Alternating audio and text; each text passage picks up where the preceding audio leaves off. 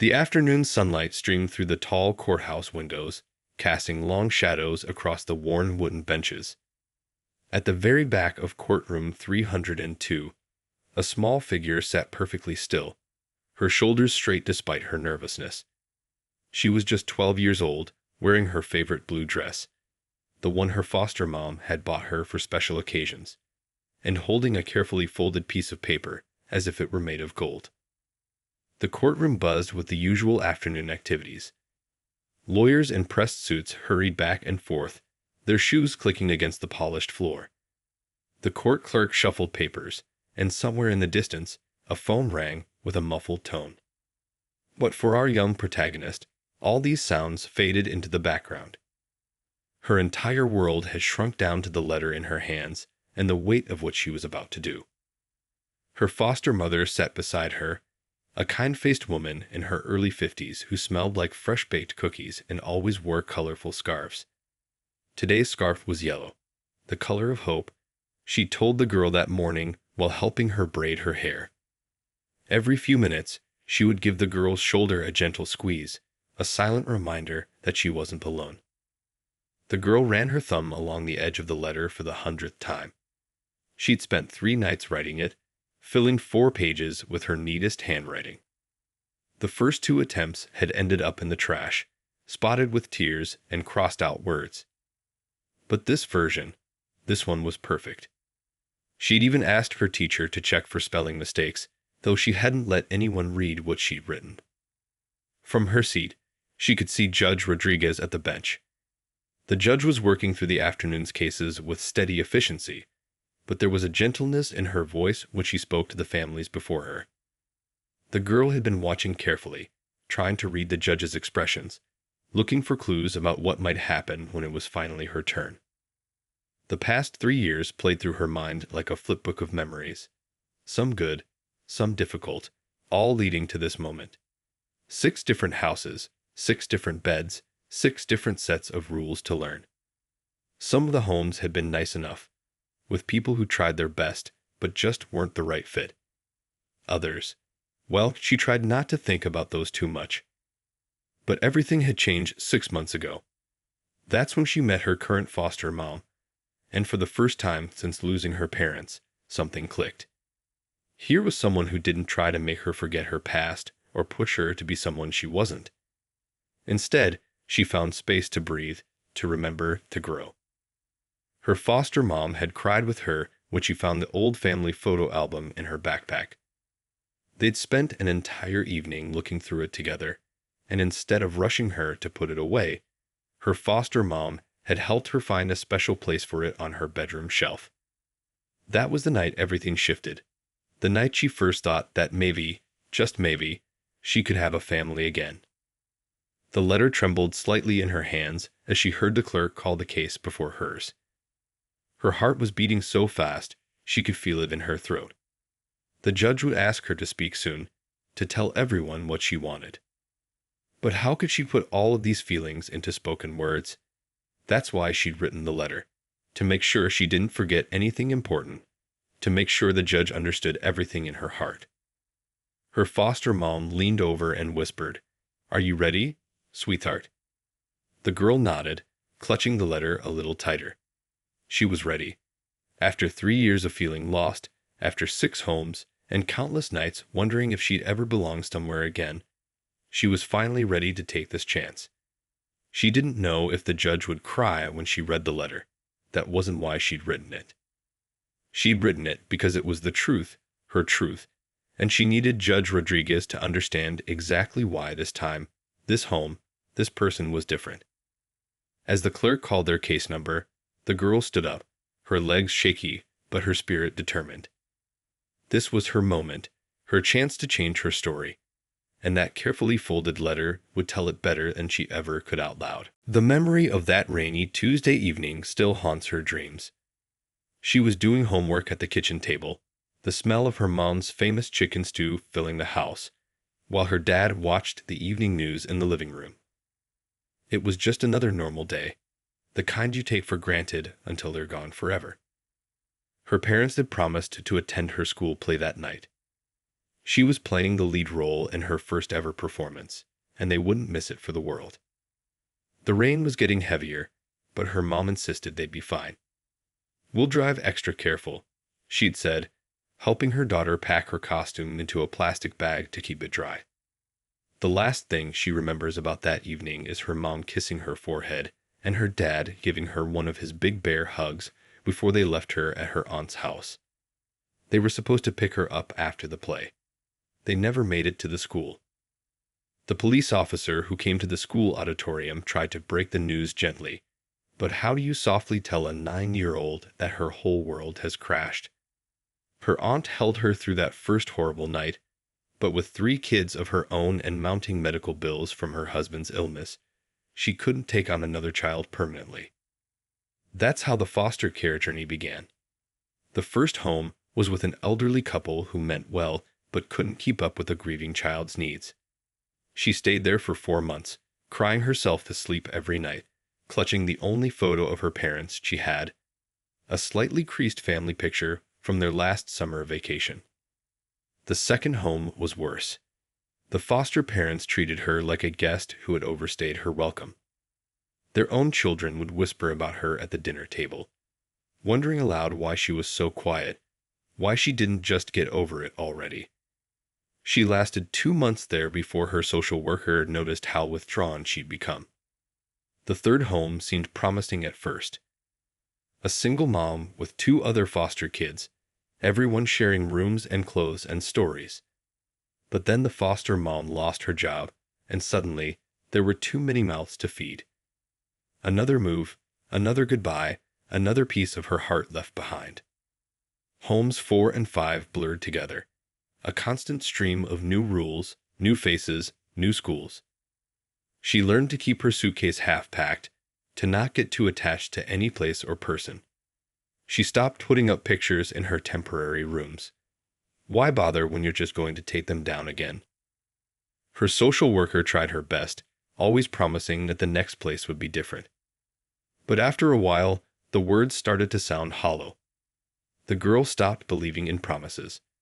She stopped sharing stories about her parents, keeping their memories locked safely inside her heart, where no one could touch them or tell her it was time to move on. School became her only constant. She threw herself into her studies, earning straight A's because it was the one thing she could control. Teachers would praise her work, not knowing that each perfect score was a lifeline, a way to prove to herself that she wasn't completely lost. Some nights, when the house was quiet and sleep wouldn't come, she'd whisper to her parents' photo, telling them about her day, asking them why they had to leave, promising them she was trying to be brave. But being brave gets tiring when you're doing it alone, when every new house feels like another reminder that you're different, that you're the girl whose parents died, the girl who doesn't belong anywhere. That's what makes today so important. Sitting in the courtroom, she realizes that for the first time in 3 years, she's not just the girl who lost everything. She's someone who might have found something too, something she never thought she'd find again. A chance at having a real home, with someone who sees her for who she is, not just what she's lost. The weight of those 3 years, 6 homes, and countless tearful nights has led to this moment. And maybe, just maybe, the letter in her hands holds the key to ending this chapter of her life and starting a new one. One where she doesn't have to be brave alone anymore. Everything changed on a crisp autumn morning 6 months ago. The girl sat in her social worker's car, watching fallen leaves dance across the sidewalk, trying not to get her hopes up about foster home number 6. She'd learned that hope was a dangerous thing. It only made the disappointment hurt more when things didn't work out. The house they pulled up to was different from the others. It wasn't fancy or big, but there was something more about it.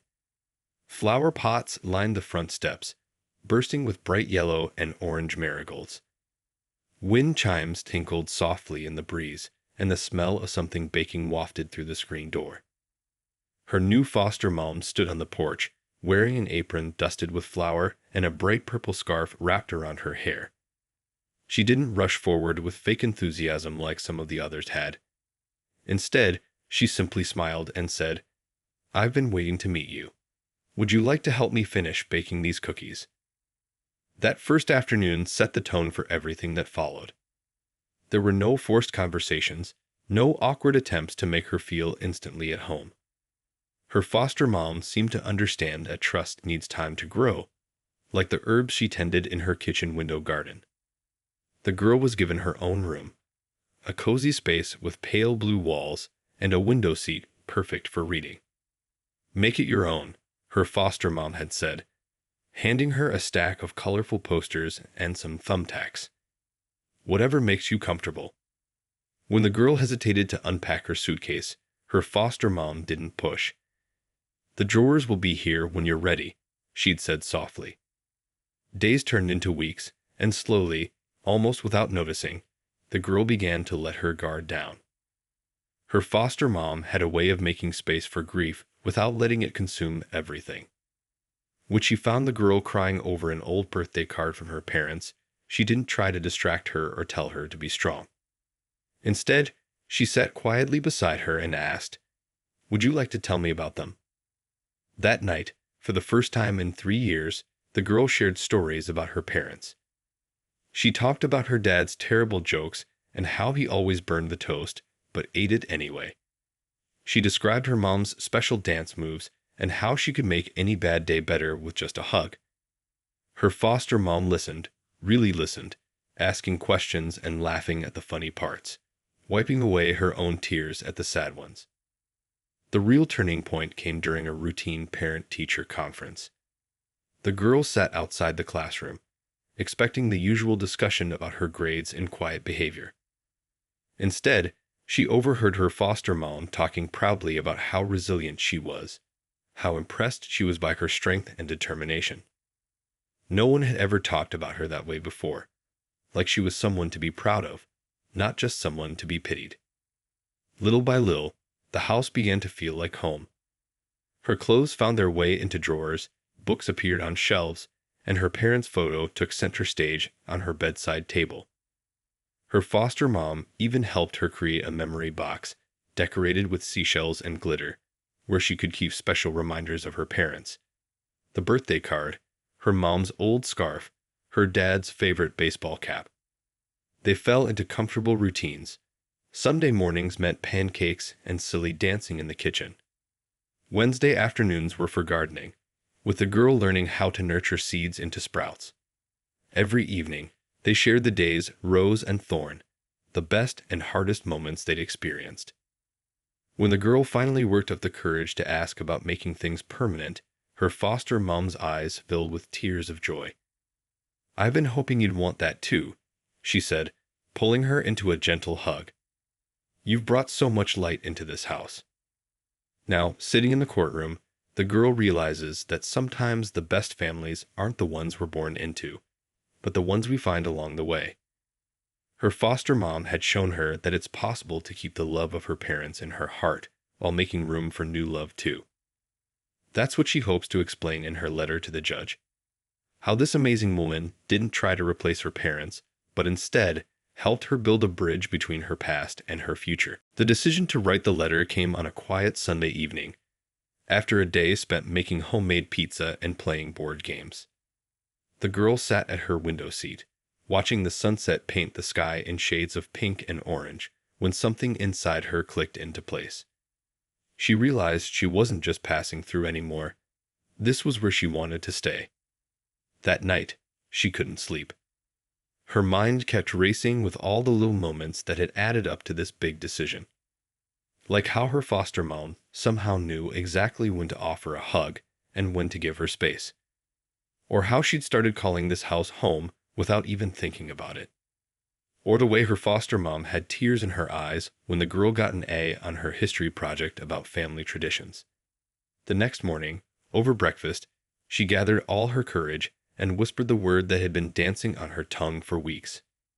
Adoption. Her foster mom nearly dropped her coffee mug, but her eyes sparkled with joy. They spent the next hour talking about what it would mean, both of them crying and laughing at the same time. But talking to a judge, that was scary, really scary. The girl had been in courtrooms before, back when decisions were being made about where she would live. She remembered how small she felt, how the grown-ups talked about her life like she wasn't even there. This time would be different. She wanted her voice to be heard. The idea for the letter came from her English teacher, who always said writing helps us say things we're too nervous to speak out loud. That first night, the girl sat at her desk with a blank piece of paper, her heart full of words, but her hand frozen above the page. Where should she start? How could she explain everything she was feeling? Her foster mom found her there, surrounded by crumpled papers, and fighting back tears of frustration. Instead of offering advice, she simply made them both hot chocolate with extra marshmallows and said, "Sometimes the heart knows what to say before the head does. Just write like you're telling a story to someone you trust." For 3 nights straight, the girl worked on her letter. She wrote out the dark days after losing her parents, when she thought she'd never feel happy again. She described the loneliness of moving from house to house, always feeling like a temporary guest in someone else's story. But mostly, she wrote about hope. Hope she'd found in a house with flower pots and wind chimes, with a woman who taught her that family isn't just about blood ties. She wrote about movie nights where they made popcorn and built blanket forts in the living room. About the vegetable garden they'd planted together, watching tiny seeds grow into something amazing. About how her foster mom kept a calendar of firsts. First time baking cookies together, first successful cartwheel in the backyard, first time the girl laughed so hard milk came out her nose. The hardest part to write was about her parents. The girl wanted the judge to understand that choosing a new mom didn't mean forgetting her first one. Her foster mom had helped her see that love multiplies, it doesn't divide. There was room in her heart for both the parents she lost and the new mother she'd found. On the final night of writing, her foster mom sat with her as she made the last edits. They didn't talk much. They didn't need to. The girl felt her presence like a warm blanket, supportive but not smothering. When she finally wrote the last word, her foster mom asked if she wanted to practice reading it aloud. The girl shook her head. Some words are meant to be read, not spoken.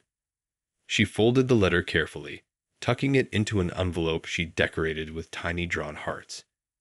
Tomorrow, she would hand this piece of her heart to a judge, hoping the words would bridge the gap between what she felt and what she needed to say. As she lay in bed that night, listening to the familiar creaks and whispers of the house she now called home, she felt strangely peaceful. Whatever happened in court tomorrow, she had written her truth. And sometimes, that's the bravest thing you can do. The moment finally arrived. Case number 247, the court clerk announced, her voice echoing through the high-ceilinged room. The girl's legs felt like jelly as she stood up, still clutching her precious letter. Her foster mom gave her hand one final squeeze before they walked to the front of the courtroom. The wooden floor creaked beneath their feet with each step. The girl could hear her heart pounding in her ears, drowning out the rustle of papers and quiet murmurs around her. Judge Rodriguez looked different up close, less intimidating than she'd seen from the back of the room. She had kind eyes and laugh lines around her mouth, reminding the girl of her third-grade teacher. "Good afternoon," the judge said, her voice warm but professional. She shuffled through some papers on her desk, then looked directly at the girl. "I understand you're here today to discuss adoption. Would you like to tell me how you feel about that?" This was the moment she'd been preparing for. The girl opened her mouth, but no words came out. All the practiced speeches, all the things she wanted to say, they seemed to evaporate like morning dew. Her hands trembled as she looked down at the letter she'd worked so hard on. Her foster mom stood beside her, a steady presence radiating calm and support. The girl took a deep breath, remembering what they'd talked about that morning over breakfast. "You don't have to be perfect," her foster mom had said. "You just have to be you." Instead of trying to speak, the girl took 3 small steps forward. The letter felt warm in her hands, as if it held not just words but pieces of her heart. She held it out toward Judge Rodriguez, who looked slightly surprised but reached down to take it with gentle hands. The courtroom fell silent. Even the usual shuffling of papers and whispered conversations stopped. It felt like everyone was holding their breath, waiting. The girl stepped back beside her foster mom, who wrapped an arm around her shoulders. Judge Rodriguez carefully opened the envelope, unfolding the pages inside. The girl watched her face, trying to read her expression. At first, the judge's face remained neutral, professional, the same look she'd worn while reading other case files. But then something changed. The judge's eyes softened as she read. Her hand moved to cover her mouth briefly, then dropped back to the papers. She blinked rapidly several times, and the girl could see tears beginning to form in her eyes. A single tear rolled down the judge's cheek, but she kept reading, completely absorbed in the words. Time seemed to stand still. The girl could see the sunlight streaming through the tall windows, creating patterns on the floor. She could hear the gentle whir of the ceiling fan and the distant sound of traffic outside. But mostly, she watched the judge's face as she read each carefully written word. The girl thought about everything that had led to this moment. The countless nights she'd spent feeling lost and alone. The day she first walked into her foster mom's house and smelled freshly baked cookies. The afternoon they spent planting flowers together, getting dirt under their fingernails, and laughing when the sprinkler suddenly came on. The evening her foster mom held her while she cried about missing her parents, never once telling her to stop or that it was time to move on. All of these moments, all of these feelings were poured into those pages. She'd written about the bad days and the good ones, about learning to trust again, about finding hope in unexpected places. She'd written about how her foster mom taught her that it was okay to be sad and happy at the same time, that loving new people doesn't mean forgetting the ones we've lost. Judge Rodriguez reached the final page, and the girl held her breath. The judge looked up, her eyes shining with tears, meeting the girl's anxious gaze.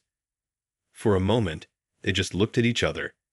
A powerful woman in black robes and a small girl in her best blue dress, connected by the words on those pages. The letter had done what the girl couldn't do out loud. It had spoken her truth, carried her hopes, and shared her dreams. Now all she could do was wait to see what happened next. The words in the letter flowed from the deepest parts of her heart. The first page began with memories of her parents, the way her dad would spin her around in the kitchen while mom cooked dinner, how they'd all curl up on the couch during thunderstorms, telling silly stories until the scary sounds faded away. She wrote about the little things she missed most. The smell of her mom's perfume, the sound of her dad humming while he fixed things around the house, the way they both kissed her goodnight. Mom on one cheek, dad on the other. But the letter wasn't just about loss. She wrote about the day everything changed, walking into her current foster mom's house. The difference was instant, not in big, dramatic ways, but in countless tiny moments that added up to something amazing. Like how her foster mom noticed she always picked the strawberries out of her fruit salad and started serving hers separately. Or how she kept the hallway light on at night without being asked, somehow knowing of the girl's fear of the dark. The pages revealed the turning points that made her believe in family again. There was the time she got sick with a high fever, and her foster mom stayed up all night, placing cool cloths on her forehead and telling her gentle stories until the fever broke. Then there was the school science fair, where her foster mom helped her build a model of the solar system, staying up late to paint the planets just right, both of them covered in glitter and laughing until their sides hurt. She wrote about the day she found courage to share her parents' photo album. Instead of rushing through it, her foster mom sat with her for hours, asking questions about each picture, wanting to know the stories behind every smile. They cried together that day, but it was different from crying alone. These tears felt like healing, like making space in her heart for both past and present. The letter described moments that might seem small to others, but meant everything to her. How her foster mom learned to braid her hair just the way she liked it, practicing for hours until she got it right.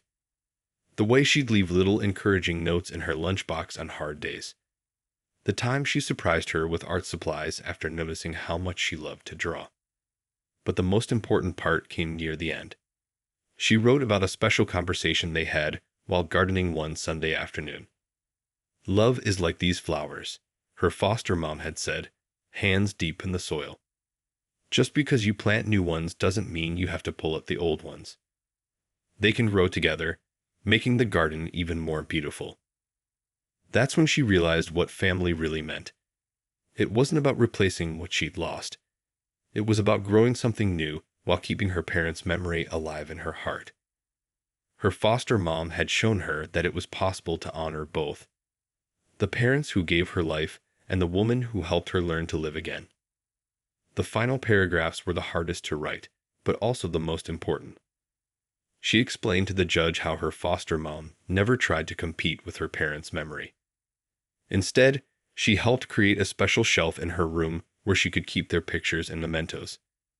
They even started a tradition of lighting a candle on her parents' birthdays, sharing stories, and making their favorite foods. She ended the letter by sharing her biggest dream: to have a forever home where she could hang pictures on the walls without worrying about taking them down again. To have a mom who understood that she carried two kinds of love in her heart. To finally stop being the foster kid and just be a kid with a family that was completely, officially hers. The last lines were simple but powerful. She wrote about how sometimes the best gifts come wrapped in the hardest packages. How losing her first family had broken her heart, but her foster mom had helped her put the pieces back together, creating something new and beautiful from the broken parts. These weren't just words on paper. They were pieces of her soul, carefully arranged to show the judge exactly why this adoption meant everything to her. They were her truth, her journey from heartbreak to hope, and her wish for a future where she truly belonged. Judge Rodriguez had seen thousands of cases in her 20 years on the bench. She'd handled divorces, custody battles, and countless adoptions. She prided herself on staying professional, keeping her emotions in check while making fair decisions. But this one was different. As she read the final words, she had to take off her reading glasses to wipe her eyes. The tissue box she kept hidden in her desk drawer for others was now in her own hands. Several people in the courtroom shifted uncomfortably, not used to seeing their stern judge so visibly moved. The tears weren't just about the girl's story, though that was heartbreaking enough. It was the wisdom in those pages, the kind you don't expect from a 12-year-old. The judge had read countless reports from social workers, psychologists, and child advocates, but none had captured the foster care experience quite like this letter. She looked up at the girl, seeing her in a new light. Gone was the scared child from the case file photos. In her place stood someone stronger, still young, still vulnerable, but with a spark of hope in her eyes that hadn't been there before. The judge remembered her own daughter at that age, how every emotion felt so big, so important. But this girl had lived through more in her 12 years than many adults experience in a lifetime. What touched the judge most deeply was how the letter talked about family. In her years of handling adoption cases, she'd seen many children trying to replace their lost families, desperate to forget painful memories. But this girl understood something profound: that love doesn't work that way. Her letter showed how she'd learned to hold both her past and her future in her heart, making room for both without diminishing either. The judge's hands trembled slightly as she read a particular passage again. "Sometimes I wake up and forget which home I'm in. But then I hear the wind chimes outside my window, and I smell breakfast cooking, and I remember I'm where I belong. It's like my heart knows this is home before my mind does." Those words brought back memories of her own childhood, of the safety she felt in her grandmother's house after her parents' divorce. She understood exactly what the girl meant about hearts knowing things before minds do. In 20 years on the bench, she'd learned to trust those heart-knowing moments. The courtroom remained silent as the judge dabbed at her eyes again. She noticed her clerk sniffling quietly, trying to remain professional while clearly affected by the moment. Even the usually stoic bailiff was blinking more than usual, looking intently at his shoes. The letter had done something remarkable. It had turned a standard adoption hearing into a reminder of why she became a judge in the first place: to help families, to protect children, to make decisions that could change lives for the better. Sometimes, in the daily grind of cases and paperwork, it was easy to forget that each file represented real people with real stories. She watched as the girl's foster mom kept a gentle hand on the child's shoulder, offering silent support. That simple gesture said more than any legal document could.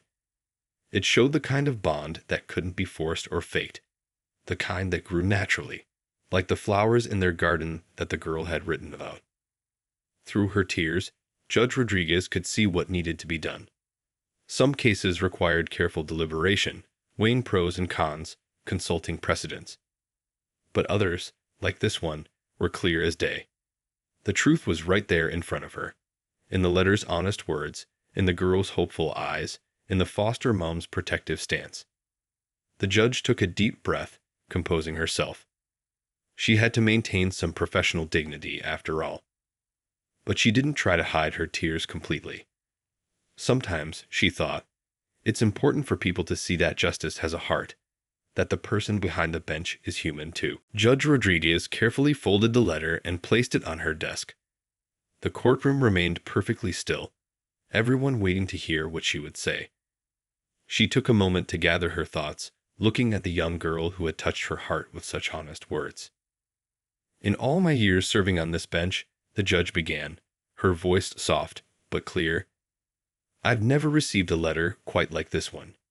She paused, taking another tissue from her desk.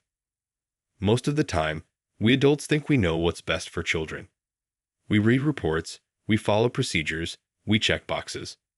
But sometimes, it takes a child to remind us what really matters. The girl held her breath, pressing closer to her foster mom. The judge's words felt different from the usual court talk, warmer, more personal. She noticed how the judge kept looking at her like she really saw her, not just as another case number, but as a real person with real feelings. Young lady, the judge continued, leaning forward slightly, you've shown wisdom beyond your years. You've helped me understand something very important today, that family isn't just about who we're born to, but also about who helps us grow, who makes us feel safe, who teaches us to believe in ourselves again. The foster mom's arm tightened around the girl's shoulders. A few quiet sniffs could be heard from the back of the courtroom where other families waited for their cases. Even the court reporter had stopped typing, caught up in the moment. Your letter spoke about gardens, the judge said, smiling gently. About how new flowers can grow alongside the old ones, making everything more beautiful. That's exactly right. And today, we're going to make your garden official. She picked up her gavel, but didn't raise it yet. But before I do that, I want to tell you something important. The girl's heart was beating so fast, she thought everyone must be able to hear it. The judge's eyes were kind but serious as she spoke again. What happened to your parents was not your fault. The difficult times you went through in foster care were not your fault. You've carried such heavy burdens for someone so young, but you've carried them with grace and courage. Your parents would be proud of you. Proud of how you've kept their memory alive while also being brave enough to open your heart to new love. Tears rolled down the girl's cheeks, but for once, she didn't try to wipe them away. These were good tears, healing tears. Her foster mom was crying too, squeezing her hand tightly. And to you, the judge turned to the foster mom. Thank you for showing us what real parenting looks like. You didn't just provide a house, you created a home. You didn't just offer shelter, you offered understanding. You didn't try to replace what was lost. You helped build something new while honoring the past. The judge picked up her gavel, but paused one more time. Before I make this official, I want to share something personal. 20 years ago, I sat where you're sitting now, young lady. I was adopting my own child. I was so nervous about doing everything right that I almost forgot the most important thing: love. Real love, the kind that accepts us exactly as we are. That's what I see in this courtroom today. She smiled at both of them, mother and daughter, standing there together. By the power vested in me by the state, and with great joy in my heart, I hereby approve this adoption. From this moment forward, you are legally what you've already become in every way that matters, mother and daughter. The sound of the gavel echoing through the courtroom felt like music. The girl turned to her mom, not foster mom anymore, just mom, and fell into her arms. Around them, people were clapping, some were crying, but they barely noticed. They were too busy hugging each other, both of them laughing and crying at the same time. "Thank you," the girl whispered, but she wasn't sure if she was talking to her new mom, the judge, or maybe something bigger. The universe that had brought them together, that had helped her find home again. The sun was setting as they left the courthouse, painting the sky in beautiful shades of orange and pink, just like the day the girl had decided to write her letter. But everything felt different now. The weight she'd been carrying for 3 years had finally lifted, replaced by a feeling of lightness she'd almost forgotten existed. They walked down the courthouse steps hand in hand, no longer foster mother and foster child, but simply mother and daughter.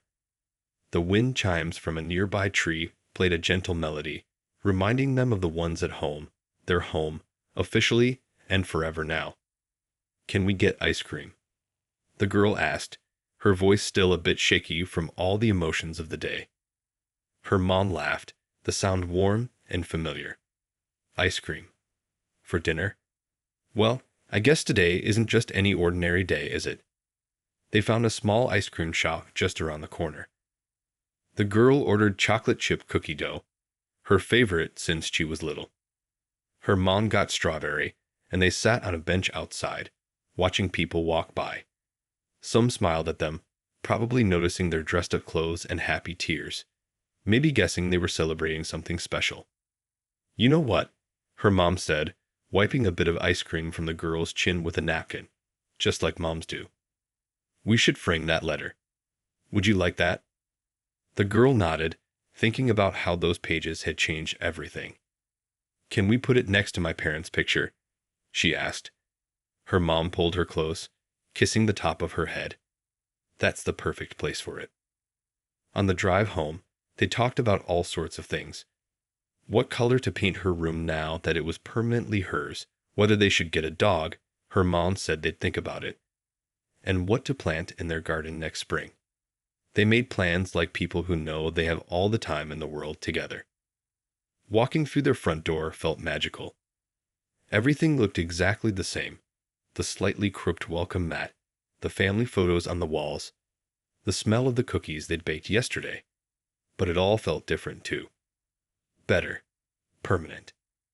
The girl ran upstairs to her room, touching everything as if to make sure it was real. Her books on the shelf, her stuffed animals on the bed, her art supplies scattered on the desk. She opened her closet, where her clothes hung neatly, no longer living in a suitcase. Then she went to the special shelf where she kept her parents' photos. "Hi, Mom and Dad," she whispered to their smiling faces. "I wish you could have met her. I think you'd really like her. She makes me feel safe, just like you did. And she helps me remember you in the best ways." Her mom appeared in the doorway, holding something behind her back. "I got you a little something," she said, bringing out a brand new photo frame. It was beautiful, decorated with painted flowers and tiny butterflies. "I thought maybe we could put today's courthouse photo in it. Right here, next to your parents." They sat on the bed together, looking at the new frame next to the old ones. Past and present, side by side. The girl leaned against her mom, feeling completely at peace for the first time in years. "What should we have for dinner?" her mom asked after a while. "Besides ice cream, I mean." The girl grinned. "Can we make Dad's famous spaghetti? The way you learned from his recipe?" Her mom squeezed her hand. "Of course we can, honey. And maybe we can add our own special touch to it." As they headed downstairs to cook together, the girl stopped at the bottom step. "Mom," she said, trying out the word without Foster in front of it. It felt right. Natural. Like it had always been waiting to be said. "Yes, sweetheart." Her mom turned, eyes full of love. Thank you for being patient, for waiting until I was ready, for everything. Her mom hugged her tight, and they stood there for a moment, just holding each other. Through the kitchen window, they could see their garden, where flowers of all kinds grew together under the evening sky. Just like the family it become, different pieces coming together to create something beautiful and new. The letter that had moved a judge to tears now sat in its new frame, a testament to their journey. But the real story was just beginning. The story of two people who found each other, who proved that sometimes the best families are the ones we choose, and that love, in all its forms, has the power to heal even the deepest wounds.